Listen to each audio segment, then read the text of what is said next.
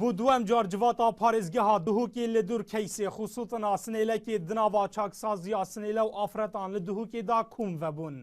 Lê ev kombûn bi amadebûna rêveberê çaksaziyê bû têda bersiva wan pirsan da. Ew ên ku lijna dîvçûnê di civata parêzgeha Duhokê da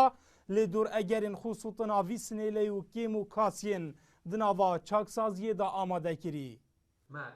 بحث نقل و هندك مواصلات إدارية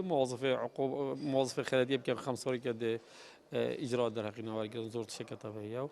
وبرس بدي ما سرجنا تشكر ام بتر دي بچونا خدمات بكن ام بترشين خدمت سپاس بو جوات کو خبر هف كريا بتر دي بچونا وادا خازت مبكن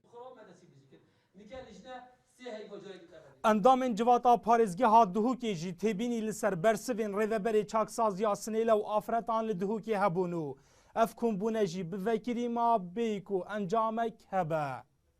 دیاره ایکش خالد کو ما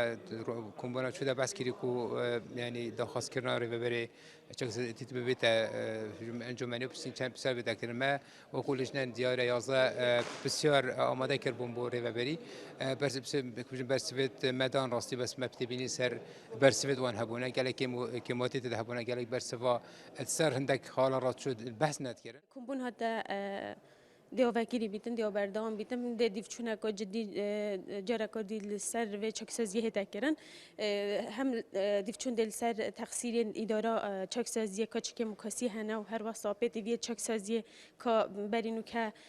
پیتوی توان کیره بوینه چه وزارت بونه رو بریاد گشتی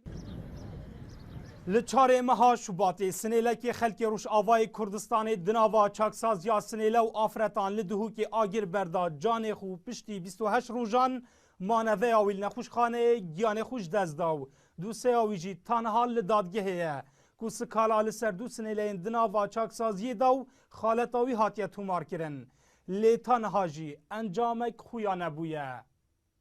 Dilşad Hîmû NRT Duhok.